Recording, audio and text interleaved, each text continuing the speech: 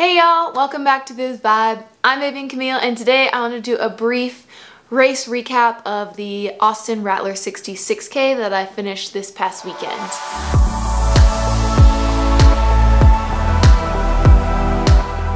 The Austin Rattler 66K was on my radar at the beginning of this year. I had planned to do Bandera, Black Canyon, and then hopefully the 66K in April.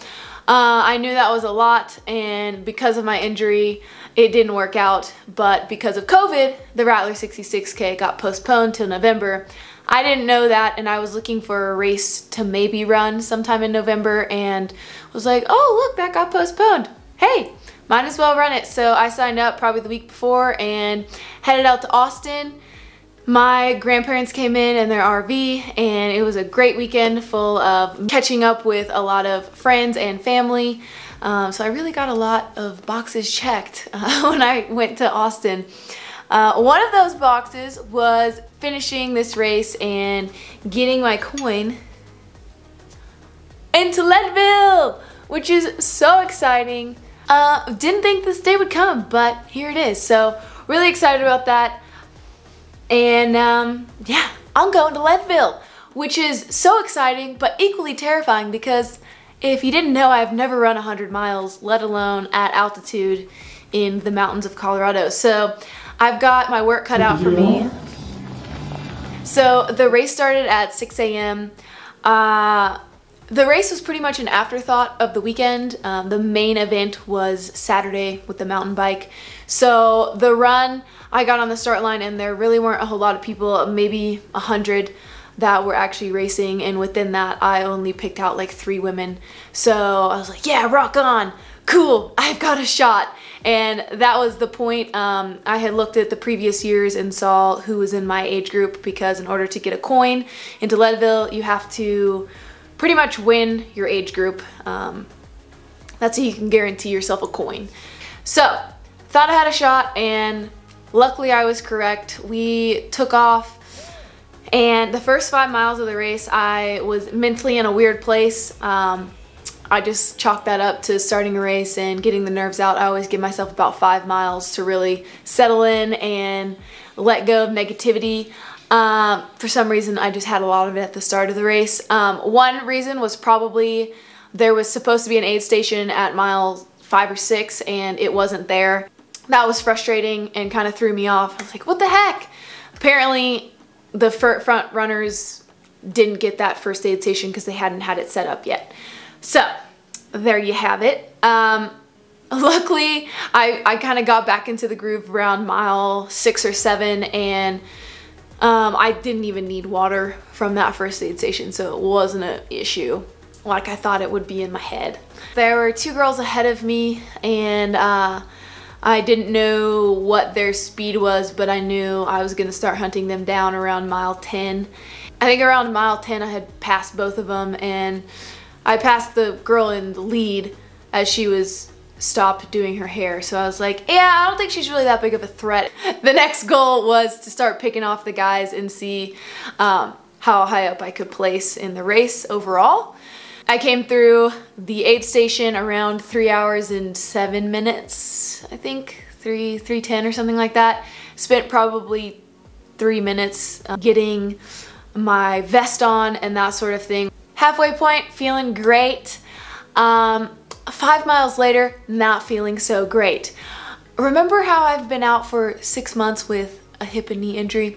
Well, those injuries started to resurface right about mile 32, which was not great because the race ended up being 44 miles long instead of the advertised 40. My goal was to stay at a 9-minute pace through the whole race and pick it up at the end. Unfortunately, that was not what my knees had in mind. So the problem with my knees is, for some reason they start building all of this pressure in them to a point where it's so painful that I can't lift my leg in a running motion, but when I walk it's not as painful.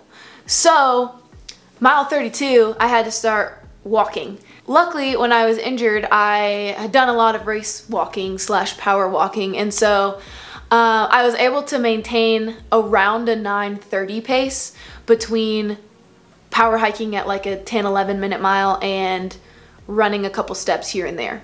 So my plan was not completely foiled, but towards the very end of the race, it was so painful. So I luckily had a bandana and I put it in my mouth as like a leather strap to bite down on so that I wouldn't have to like scream. And so I finished up the race, and yeah, it wasn't perfect, it wasn't beautiful, but it was enough to get me a finisher medal, which is awesome. And first place woman, growler, and I got 5th overall, coming in I think at around 640. So I am certainly proud of the placing I got. That blows my mind that I was able to do that while having to walk almost half the second half of the race. But yeah, I'm just very proud that I was able to maintain mental strength throughout the entirety of the race, and there was never a point where I got down on myself or frustrated or angry with my knees for giving out. And it honestly worked out pretty well because my hip also was giving me a lot of trouble, but because my knees were so painful, I wasn't thinking about my hip so much. So it kind of worked out. I'd say this race really taught me to get tough and have no excuses. It just reminded me that there's always a way to keep moving forward. You just gotta find it. One more thing I'd like to say about the event itself was I would not recommend it nor do it again. I don't think. It was very poorly run in my opinion. I didn't know if I was allowed to have a crew. I didn't know what the COVID restrictions were. They were never posted anywhere. Like, did we need to wear a mask at the aid stations or no? I don't know. There was not a lot of communication. And then also there was no aid station at mile 5 when there was supposed to be. And then there were people on the course behind me that ended up running out of water because there was no water at the aid station. And that sucks when you're out there for 10 hours in the sun in Texas. To not have water is a problem, a big problem. And just on the whole, it was just, I never really knew what was going on. So I was like, well, there's the start and finish, and so I guess I'll go there at 6 a.m. and see what happens. The course was well marked, but just the whole weekend, I certainly could not have done this without David as my crew. He ended up mountain biking probably 20 miles, just getting me my nutrition and goo and stuff like that because I can't eat what's on the aid station tables most of the time. Thank you all for sending beautiful, sweet messages to me before the race. I really appreciate that.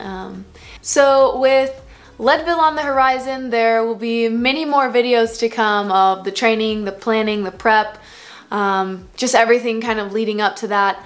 It should be really fun to follow along. I'm excited to make the videos and I hope y'all will enjoy them. I'll post those videos as often as I can, but since I've started ramping up my training again, they will be less frequent than once a week, most likely. We'll see. We'll see. But I am so thankful for you guys. Thank you for watching. Thank you for following along. And I will see you in the next video. Thanks for watching and happy trails. Cheers.